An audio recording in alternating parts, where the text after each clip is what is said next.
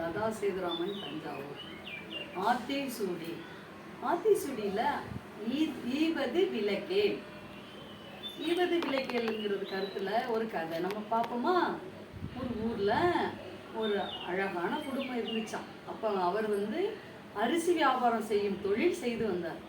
அரிசி வியாபாரி நல்ல வியாபாரம் செஞ்சுட்டு வரும்போது அரிசி வியாபாரம் கொள்முதல் பண்ணும்போது பணம் கொடுத்து நல்லா வாங்கிட்டு இருந்தாங்க. அப்போ அரிசி வியாபாரிக்கு மனைவிக்கு உடம்பு சரியில்லாம போயிடுச்சு. அதனால் அந்த பணம் மனைவி மருத்துவ செலவுக்கு ஆயிடுச்சு. அவர் என்ன பண்ணார், என்ன பண்ணுவோம், அரிசி வாங்க காசு இல்லையே அப்படின்னு சொல்லும்போது மனைவி சொன்னாலாம், போய் ஓனர்கிட்ட கேளுங்க, இந்த மாதிரி அவர் நல்ல டைப்பு அப்படி சொல்லும்போது போய் ஓனர்கிட்ட போய் கேட்க போனார்.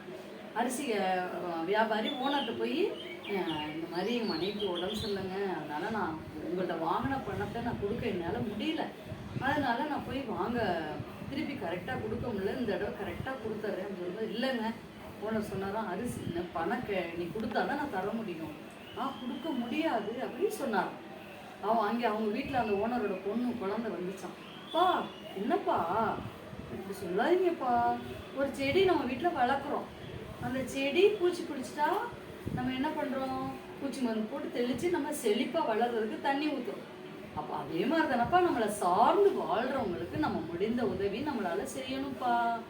அதனால அந்த அரிசி வியாபாரிக்கு நம்மளால் முடிந்த பணத்தை கொடுத்து உதவுங்கப்பா. ஈவது விளக்கேல்னு ஔவையார் சொல்லியிருக்காருப்பா.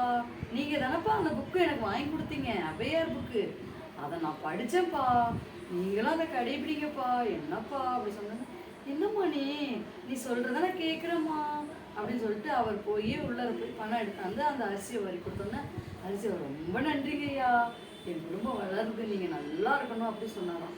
அதனால அந்த குழந்தை சொன்னாலாம், அப்பா நீங்கள் நீங்கள் இந்த மாதிரி ஈவது விளக்கேல், நம்ம எல்லாருக்கும் நம்மளால் முடிந்த உதவிகளை செய்யணும் நீங்கள் சொன்னதுனால.